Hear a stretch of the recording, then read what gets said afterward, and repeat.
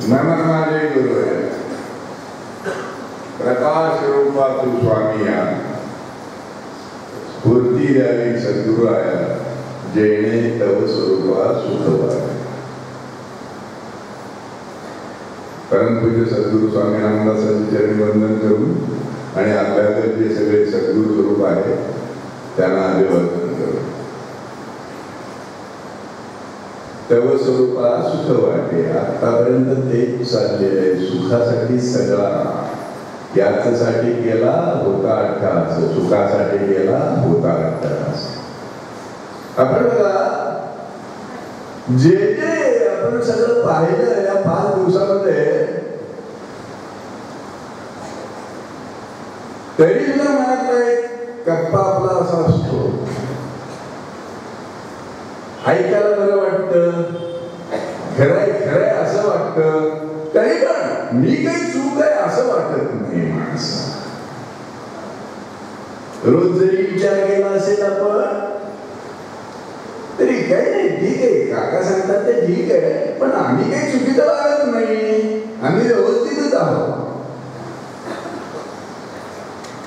माणसाचा हा स्वभाव तो मला इतका अनुभव आहे जवळजवळ 40 वर्षाचा की सांगितलेली गोष्ट चांगली गोष्ट मार्गदर्शन ऐकायचंच नाही, पण स्वतःच्या मनामध्ये जे आहे ते आरोग्याच्या तोंडून कसं बदलून घ्यायचं यात आपण मागे असतो. म्हणजे आपल्या मनातली गोष्ट आपल्या आपण एखाद्याकडून वदवून घेतो आणि पुन्हा त्यामध्ये काहीतरी वाईट झालं की म्हणतो तुम्ही सांगितलं म्हणून तर आम्ही केलं. अरे मी नको म्हणत होतो बाप्पा, नाही पण ते असं आहे तसं आहे अमुक आहे तमुक आहे केल्याशिवाय जमत नाही, ठीक आहे कर बाबा. आपल्या मनामध्ये जे आहे तेच अस्तित्वात आणायचा प्रयत्न करायचा. मग मार्गदर्शनाची काय गरज असते माणसाला? स्वतःचे स्वतः गुरु व्हावा आणि स्वतःचा स्वतः मार्ग हुडकून काढावा माणसाने आयुष्यामध्ये, आणि मग कोणावरही दोष देऊ नये. एक धर्मगुरू होते, त्या धर्मगुरूंचं असं होतं की त्यांचा जो एक आराध्य दैवत होतं, त्यांचं जे काही उपास्य दैवत होतं त्याच्यावर त्यांचं नाही म्हणे काय नाही करेल ते माझं दैवत करेल, चांगलं असो वाईट असो ते कोणाचंही ऐकत नव्हते. ते म्हणणार काय करत ते माझं दैवत करेल. बऱ्याच गोष्टी अशा असतात, व्यवहाराच्या गोष्टी अशा असतात की मी नेहमी सांगतो ना, भविष्याचा विचार करू नका तुम्ही आयुष्यामध्ये कधी. भूतकाळात रमू नका. माझी फार श्रीमंती होती, माझं फार असं होतं, माझं फार तसं होतं, आम्ही वतनदार कुलकर्णी होतो, 350 एकर जमीन होती, वतन तर राहिली नाही तर पण घराला दार सुद्धा राहिली नाही. त्याचा विचार करून उपयोग काय? म्हणजे भूतकाळात रमण्यात काही अर्थ नाहीये. आणि भविष्यात मग कसं होईल, मग कसं होईल, माझं कसं होईल, माझ्या पलावळांचं कसं होईल, आमक्याचं कसं होईल, तमक्याचं कसं होईल, कसं होईल हे तुला माहित आहे का? मग का काळजी करतो? जसं होईल तसं होईल. म्हणून सांगतो भूतकाळात रमू नका, भविष्य काळाचा विचार करू नका. वर्तमानामध्ये जगायला शिका. वर्तमानामध्ये जो प्रसंग आलाय, आता महापूर आला तर जीव वाचवायचा प्रयत्न केला पाहिजे की नाही? नाही, माझं दैवत मला वाचवेल, माझं दैवत मला वाचवेल. त्या अशीच प्रसंग आला त्या धर्मगुरूवर. नदीकाठी त्याचं काहीतरी दैवताचं ते ठिकाण होतं, देवालय होतं. महापूर आला, गडगंज, ते देऊळ सगळं पाण्यामध्ये गेलं. हा वर जाऊन बसला, तिथं वर पाणी चढलं, पुन्हा त्याच्या वर जाऊन बसला. त्याच्या अगोदर गावातली लोक आले महाराज, अहो नदीला पूर आलाय, वरून पाणी सोडलेले, भरपूर पाऊस झालेला आहे, चला तुम्ही हे तुमचं काय घ्याल ते सामान घ्या, आम्ही जीव आणलेले.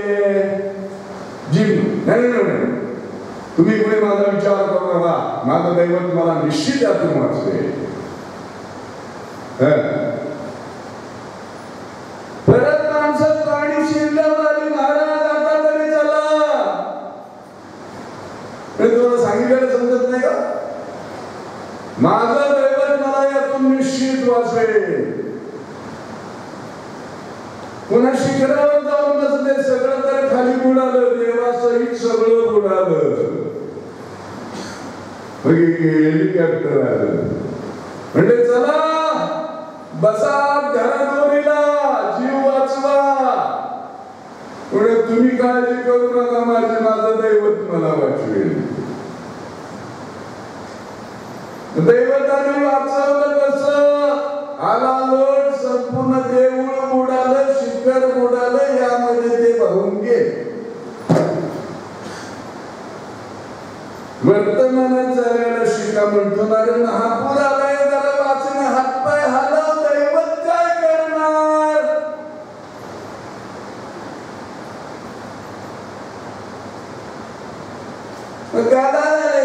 संपला त्यांचा विषय. इहलोक सोडून गेले,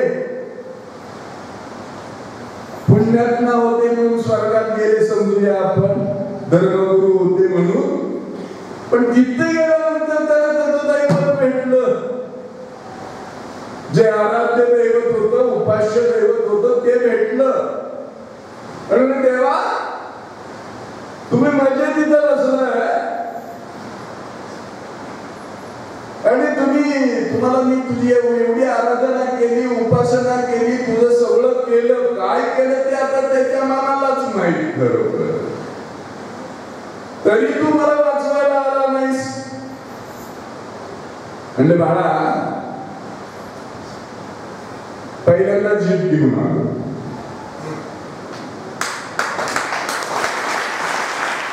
आणि शेवटी हेलिकॉप्टर घेऊन आलो तुझा जीव वाचव म्हणून. तू ओळखायला कुठं तयार आहे मी देव आहे, तुला कळलंच नाही तू काय केलं आयुष्यभर माझ्या आराधनेत. वाचवायला तर मी आलोच होतो तुला.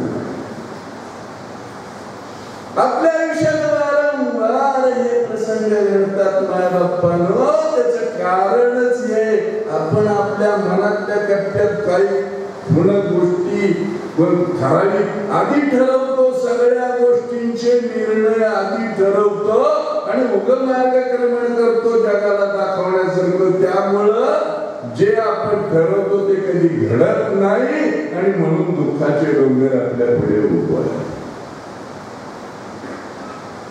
आयुष्यामध्ये माणसाने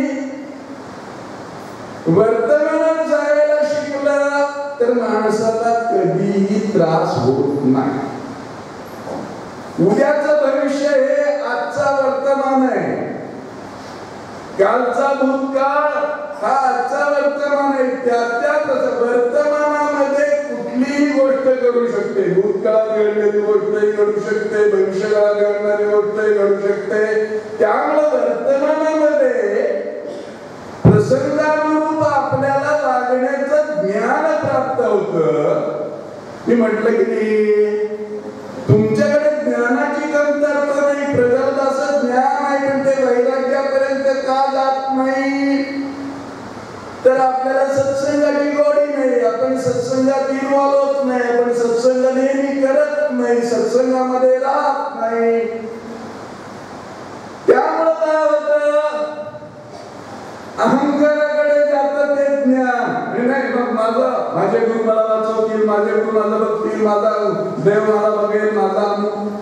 अरे तू काहीतरी कर. देवानी आणि गुरुनी कुठवर बघायचं आपल्याला? आपण काही करायचं नाही का आयुष्यात? आपण त्यांचं काय केलं?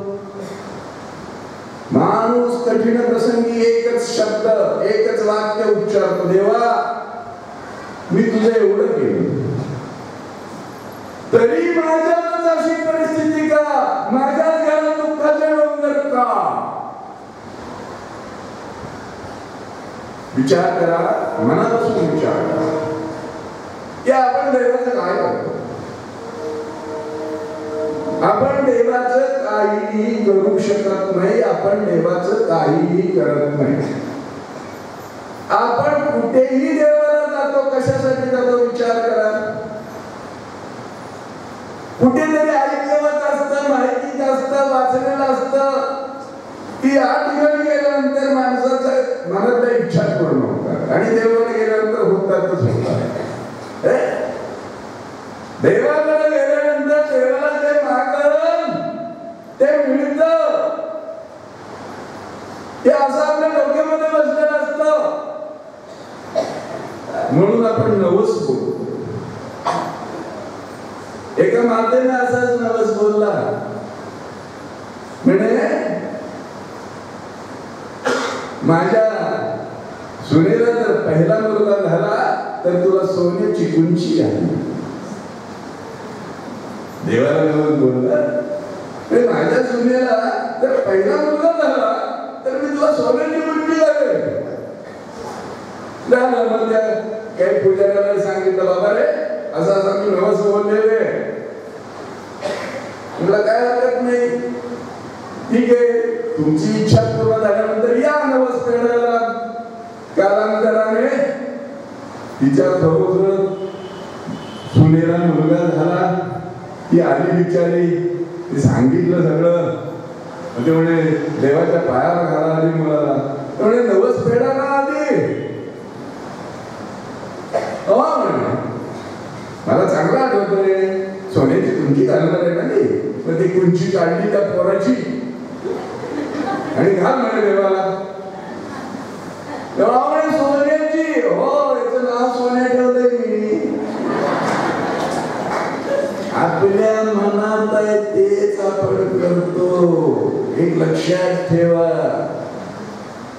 आपण बोलतोय, करतोय, वागतोय. आपल्याला एवढ्या अडचणी काय येतात? त्याचं कारण हे आपलं मन स्थिर नाही. आता रामनाम घ्या म्हणलं